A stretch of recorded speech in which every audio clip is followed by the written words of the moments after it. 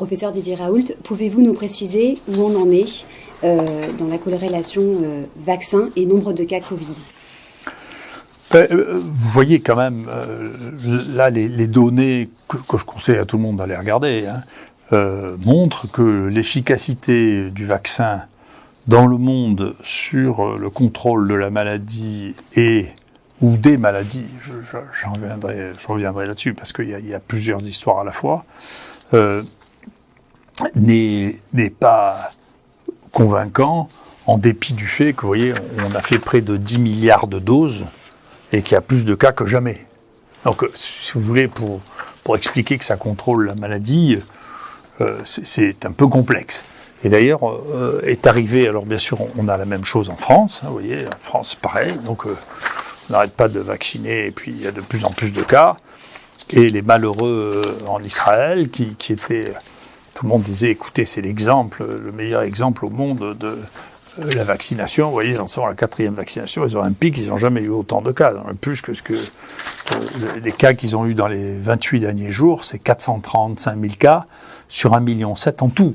Ça, on est dans le cas de 3e, 4e dose. Donc, quand même, on peut pas dire qu'il y ait une efficacité là qui soit spectaculaire. Et si on regarde les données qui sont publiées par mon collègue Jarlier à partir de ses analyses, et pourtant à Paris, mais regarde, vous voyez que ça, c'est les données.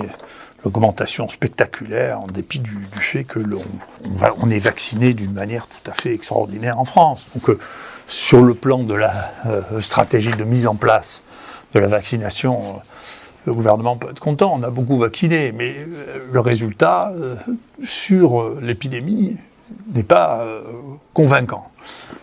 Et d'ailleurs, maintenant il y a des données qui sont celles de l'adresse aussi, c'est des données d'État, c'est pas moi qui les invente.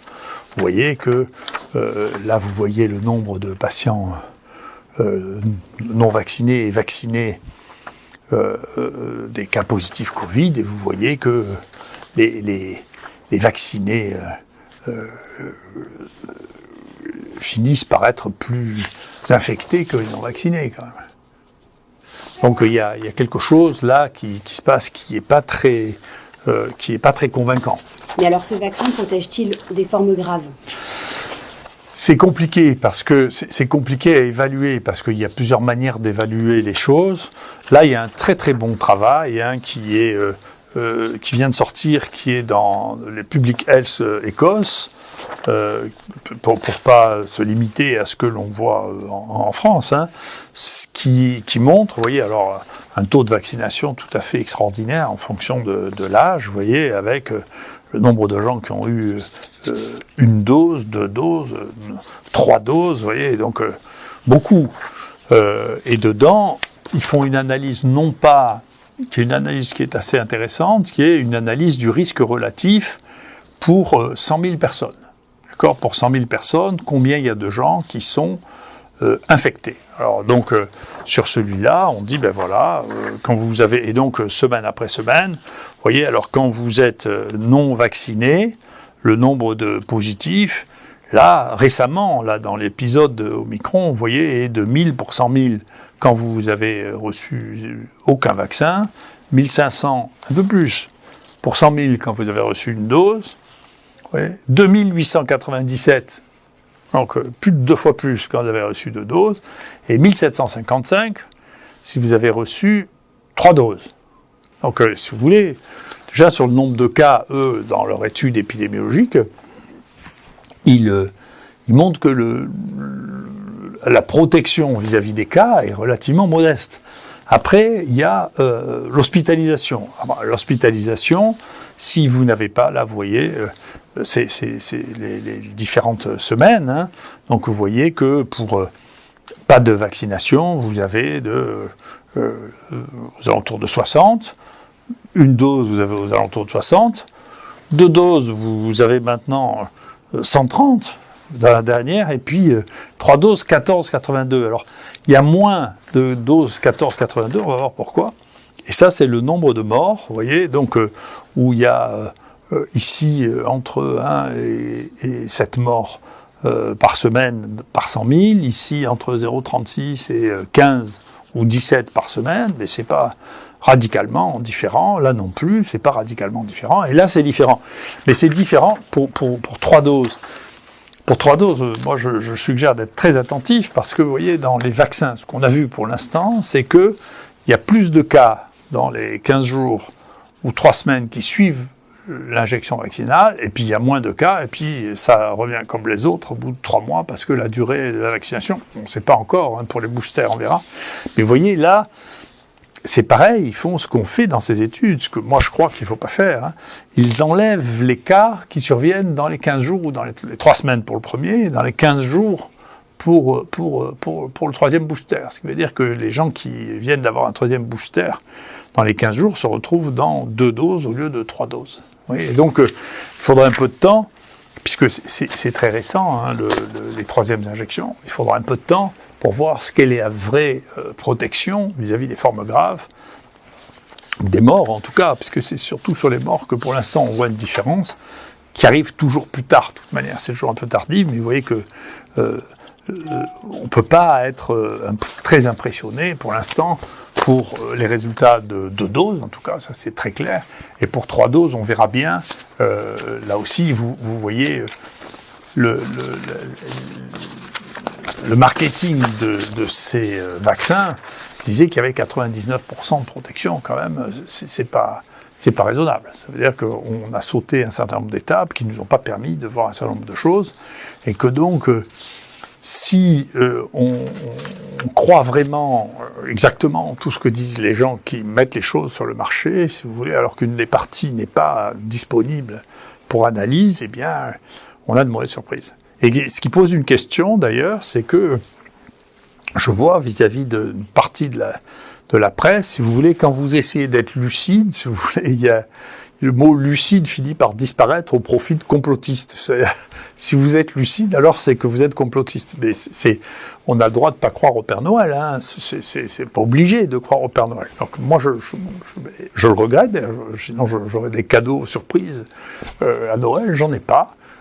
Parce que je ne crois plus depuis l'âge de 7 ans, je crois, au Père Noël. Et donc, je ne crois pas, quand on me vend un truc comme ça, que c'est aussi simple que ça. Voilà, je pense que, bien entendu, les gens ont tendance, ce qu'on a tous tendance à faire, à regarder en fonction de sa conviction et à trouver des raisons pour enlever les choses qui ne rentrent pas dans votre conviction. Et là, une des choses qui a été enlevée de manière très claire et qui est restée dans l'esprit des gens, c'est que les cas qui surviennent très précocement après les injections sont enlevés, ce qui n'est pas raisonnable. Il faut les conserver parce que, c'est ce que je vous ai montré la semaine dernière, eh bien, il y a une partie très importante qui est liée à ça.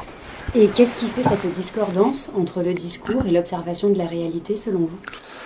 Ah, écoutez, moi, je dis ça depuis longtemps. Je suis désolé, je ne vais pas faire de la publicité à chaque fois pour mes livres. Ça, c'est le dernier livre que je viens de faire, vous voyez, qui s'appelle « Chronique pour une humanité en quête de repères », dans lequel j'ai repris un certain nombre d'articles que j'avais faits, et puis je l'ai complété pour expliquer effectivement cette discordance qui a été expliquée par plusieurs philosophes entre le vécu, l'observable avec nos sens, moi j'appelle ce qui est biochimique, et puis le monde digital. Mais je vous donne un exemple qui me paraît très intéressant à étudier. Vous voyez bien, il y a une promotion considérable. Moi, j'en ai souffert, parce que je n'ai pas voulu m'associer à cette promotion, et je n'ai pas voulu retirer ma plainte contre le directeur de l'assistance publique de Paris, qui avait envoyé une lettre recommandée disant que je faisais un faux témoignage, ce que m'avait demandé le directeur de l'assistance publique de Marseille. Ça m'a coûté cher, ça, puisque je n'ai pas été prolongé, je perds plus de 4 000 € par mois. Ça m'a coûté cher, mais je prends mes responsabilités. Et je lui ai dit, je ne veux pas perdre ma crédibilité. Il m'a dit que j'avais pas de crédibilité, ce en quoi je ne suis pas d'accord. Et donc, comment se fait-il ? Qu'est-ce qui se passe pour que... Moi, j'essaie d'expliquer ça dans le fait que c'est devenu un phénomène religieux, mais quand même, on a un Premier ministre qui reçoit 2 doses vaccinales qui fait le Covid. Il dit que ses enfants, je ne suis pas gentil pour ses enfants, ils ont transmis. Bon. On a un ministre de la Santé qui, lui, a fait 3 injections et qui fait un Covid. Quand même, c'est dans leur chair qu'ils sont touchés. Comment, en étant touchés dans sa chair, on peut encore croire au message que l'on donne en disant vous n'allez pas faire de Covid si vous êtes vacciné. C'est quand même, il y a quand même une question qui est celle-là de la discordance entre le vécu et la théorie, et de voir la puissance de la théorie à côté du vécu. Parce qu'il y en a de plus en plus de cas. Le vaccin ne distingue pas, je vais essayer d'expliquer des raisons pour lesquelles ça ne distingue pas vraiment entre ceux qui sont vaccinés et ceux qui ne sont pas vaccinés avec les nouveaux variants. Et donc, il y a un truc qui est incroyable. Moi, j'avais expliqué ça avant cette histoire-là, et c'est ce qu'expliquait Baudrillard en 78. Vous voyez, Jean Geniot qui voit les choses avant tout le monde dans Simulacre et Simulation. Il expliquait que finirait par avoir un domaine d'hyper-réalité dans lequel cette hyper-réalité, qui est une réalité digitale, n'a plus que de très très lointains rapports avec la réalité observable qu'on est susceptible de vivre. Donc il y a des mondes parallèles. Il y a un monde dans lequel les gens disent, écoutez, si vous ne vaccinez pas, vous êtes épouvantable, il faut vous faire le pique-pendre. Les gens qui disent, mais vous êtes des criminels, de dire que le vaccin, truc. Et puis, ces mêmes personnes vont à un moment être malades avec le vaccin, et continuent à avoir un discours qui est un discours extrême. Enfin, c'est un discours d'une violence incroyable, qui n'est pas justifié par les faits. Voilà. Donc, le vaccin en pratique, à ce stade-là, moi je pense la même chose, c'est les gens qui sont exposés à faire des formes graves, ceux qui meurent et les seuls qui continuent à mourir, c'est la même population, en pratique, qu'ils soient vaccinés ou pas vaccinés, c'est les gens qui sont âgés, qui sont immunodéprimés ou qui sont obèses. Ceux-là, on peut bien les vacciner, de toute manière, ils ont un bénéfice à espérer. Ceux qui n'ont pas de bénéfice à espérer, franchement, je ne crois pas que les faits laisse penser que c'est la peine d'avoir des mesures extrêmes pour les obliger à faire quelque chose dont on voit que ça ne marche pas, quoi. C'est pas raisonnable. Et comment expliquez-vous que ce variant Omicron se développe de manière si exceptionnelle ? Si vous voulez, il faut revenir au départ. Au départ, une partie des gens qui ont commencé à parler de ça, qui ont des notions de virologie qui sont peut-être pas très complète, pensaient qu'ils avaient à lutter contre un virus unique, qui était toujours le même, et que donc ils faisaient une cible simple. Et donc c'est la raison pour laquelle les gens parlaient éventuellement, si ça revenait de rebond, ou disaient, écoutez, cette cible, il suffit de faire des vaccins contre cette cible, ou de faire des anticorps contre cette cible pour le contrôler. Mais c'est pas comme ça. Et donc ce qui s'est passé, ce que j'ai essayé d'expliquer au début avec difficulté, c'est que ces virus changeaient et qu'il existait des variants. Les variants, ces virus font une mutation en moyenne tous les 15 jours. Et parmi ces mutations, il y en a qui les rendent plus virulents. Voilà. Et donc ces virus, si vous regardez, ça c'est cette partie du bas, et si vous regardez dans Johns Hopkins, vous verrez pareil. C'est ce que j'ai expliqué. Ces virus s'épuisent à force d'avoir des mutations. Ils sont obligés d'avoir des mutations tous les 15 jours. C'est juste au hasard. Quelques-unes de ces mutations, rarement, peut-être une sur 200, est favorable et déclenche une nouvelle poussée, éventuellement, à l'intérieur du même variant. Mais vous voyez, au bout de 3 mois, il s'épuise. Et ce que vous voyez là, c'est des cycles qui font à peu près 3 mois, sauf celui-là qui était un peu plus long parce qu'il y a eu 2 sous-variants. Vous voyez ? Ces cycles font 3 mois. Et le prochain, on ne sait pas combien de temps. Donc peut-être que le Omicron va faire pareil, sauf s'il y a un sous-variant de Omicron qui fait un deuxième rebond. Mais globalement, pour épuiser la capacité à accepter des mutations sans perdre sa capacité d'infecter, il faut en moyenne 3 mois, 3 mois et demi, 4 mois. Donc c'est la durée de vie d'un être vivant qui se multiplie, c'est celle-là. D'accord ? Donc c'est comme ça qu'on le comprend. Mais il y a des variations chez ces virus qui sont importantes, et en particulier dans la spike. Donc la spike, c'est ce qui a servi, si vous voulez, c'est ce qu'il y avait de plus variable.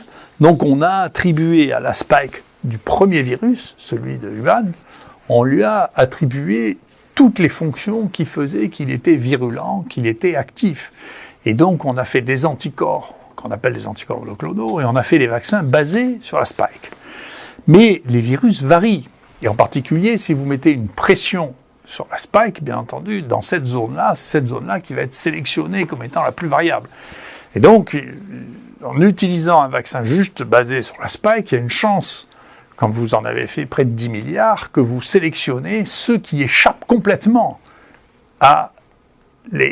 aux armes qui sont dirigées contre ça. Et ça, c'est ce qui se passe avec Omicron. Je m'excuse, c'est compliqué, mais c'est un arbre phylogénique, c'est-à-dire que on a pris la spike des différents virus et on les a comparés. Et vous voyez, ici, il y a Wuhan. Et ici, vous avez Omicron.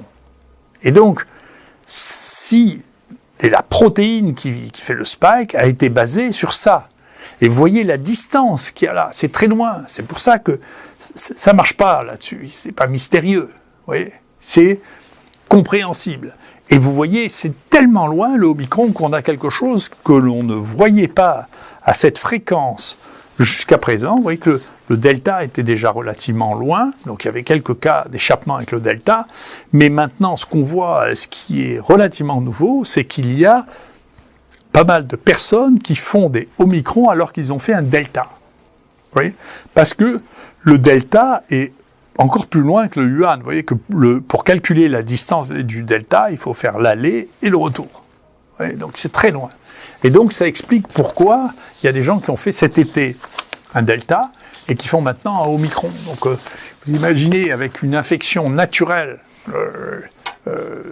qui a donné une maladie, qui a suscité une réaction immunitaire importante, comment vous allez, si vous n'arrivez pas à avoir une immunité avec ça, chez les gens qui sont en bonne santé, c'est difficile d'imaginer qu'en ayant un vaccin basé sur une toute petite partie du virus, vous allez le faire.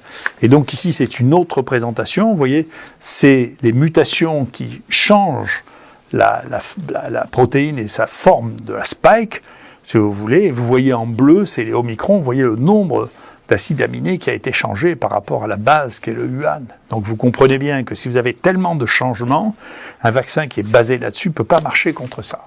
Voilà, c'est quelque chose qui est compréhensible. Voilà, et donc c'est le point où on en est. Je pense qu'il est utile de réfléchir maintenant en disant, écoutez, il faut très certainement, moi je crois ça depuis le départ, remettre les médecins dans la boucle pour qu'ils s'occupent des malades, d'accord ? Parce que ça, quand même, ça donne un certain nombre d'éléments positifs. On ne peut pas exclure les médecins. La médecine n'est pas devenue une affaire digitale. C'est pas vrai. Voilà. Ça reste de la médecine. Les malades sont différents. Ils ont besoin de conseils différents, de prises en charge différentes. Il y en a qui ont besoin d'être plus surveillés que d'autres parce qu'ils ont des pathologies. Il y a encore des gens qui devraient ou qui auraient dû être vaccinés parce qu'ils sont des gens à risque, qui ne l'ont pas été. Il faut se cibler là-dessus. Ça, c'est le rôle des médecins qui s'occupent de ces personnes, de vérifier qu'elles sont vaccinées. Et donc, la vaccination généralisée sans être ciblée ne représente pas la réalité médicale telle qu'elle est observée. Il y a des gens qui peuvent bénéficier de cette situation. Ceux qui peuvent bénéficier de cette situation, c'est ceux qui risquent de faire des formes graves. Cela, c'est raisonnable d'aller faire une démarche individuelle pour les vacciner. Pour le reste, c'est pas la peine d'insulter les gens et de se rendre fou pour quelque chose dont on voit bien que ça ne donne pas les résultats de contrôle de l'épidémie qu'on pouvait admettre. Et on voit que d'ailleurs, le discours change petit à petit. Il y en a qui conservent un discours, on va contrôler l'épidémie. On voit bien que c'est impossible de contrôler cette épidémie avec ça. Et puis d'autres qui disent, non mais finalement, ce vaccin, ce qui est rare, voire exceptionnel pour un vaccin, de le dire comme objectif, ce vaccin n'était pas du tout vendu pour ça au départ, il était vendu pour ne pas faire de maladie. Maintenant on dit, non, mais on fait la maladie quand même, mais elle est moins grave. Donc on voit évoluer ce qui est le fait de ne pas remettre les compteurs à zéro et de réfléchir, c'est, alors non, mais oui, c'est difficile de nier quand même, ça c'est des données qui sont des données chiffrées, scientifiques. Alors qu'est-ce qu'on fait de ça ? Alors, oui, mais... Bien alors, celui qui transmet les données est un monstre épouvantable, horrible. Je le prends comme un compliment parce que vous verrez aussi dans ce livre, si vous le lisez, que je dis que ça c'est le corollaire de la gloire. Vous savez, plus vous êtes célèbre, plus les envieux, plus ceux qui ont envie de faire parler d'eux profitent de votre gloire en médisant, calomniant, vous insultant, et que donc c'est un dérivé de la gloire. Si vous arrivez à un certain degré de notoriété, eh bien, il y a des gens qui gagnent de l'argent sur votre dos en disant du mal de vous. C'est la nature, c'est comme ça. Ça ne m'émeut pas parce que je l'ai écrit il y a plusieurs années, donc ça ne me gêne pas. C'est le témoin simplement de ce qui se passe. Je regarde s'il y en a un qui passe la ligne blanche, bien sûr, je donnerai les suites nécessaires à ça, hein, mais ça ne me surprend pas. Voilà, c'est comme ça. Auriez-vous une recommandation à faire par ailleurs ? Oui, je suis très frappé de voir, donc c'était imprévisible aussi, c'est pour ça qu'il faut se méfier des opinions qu'on a au départ, il faut continuer à observer les bactéries que l'on avait associées avec ce virus, ou les autres virus associés avec ce virus, ont beaucoup changé. Au début de cette épidémie, on ne voyait que du virus Covid, pratiquement les autres, la grippe avait disparu, le virus respiratoire syncytial avait disparu, et les bactéries qui sont associées au virus respiratoire, le pneumocoque et Haemophilus avaient quasiment disparu. C'est plus le cas. D'abord, effectivement, je vois que toute la presse se pose des questions extrêmes sur l'association grippe et Covid. Nous, on a plusieurs cas, on l'a publié d'ailleurs. On n'est pas surpris, il y a 2 virus à la fois. Ça ne veut pas dire qu'ils vont se mélanger. Pour l'instant, il n'y a pas de preuve d'ailleurs qu'ils se soient mélangés. Mais surtout, on voit renaître maintenant les associations avec le pneumocoque, c'est-à-dire que le pneumocoque augmente, Haemophilus augmente. Et ça, le pneumocoque, c'est une vaccination qui marche extrêmement bien, qui est extrêmement efficace, qui dure pendant 10 ans, qui peut aider tout le monde, aussi bien les petits, bien sûr. On fait ça aux enfants pour éviter qu'ils aient des méningites. Ça leur évite d'ailleurs, dans un certain nombre de cas, les otites. Et chez les gens qui risquent de faire une pneumonie. Et donc, moi, je suggère ça. Je pense que c'est vraiment sans danger. C'est efficace, ça dure longtemps, et ça évite des maladies qui sont des maladies mortelles, qui sont les pneumonies ou les surinfections pulmonaires. Et donc, je suggère qu'il y ait une vraie campagne de vaccination sur le pneumocoque. J'avais dit la même chose, d'ailleurs, au moment de l'épisode de grippe H1N1. À l'époque, le Conseil de l'Ordre m'aimait beaucoup, ce qui a un peu changé. Et donc, il m'a demandé d'écrire un article dans le journal du Conseil de l'Ordre en disant quelle est la première recommandation que vous pouvez faire dans cet épisode de grippe. J'aurais dit, écoutez, on verra ce que donnent les vaccins, mais pour l'instant, vaccinez-vous contre le pneumocoque parce que c'est très souvent celui qui tue dans les grippes, c'est le pneumocoque. Merci.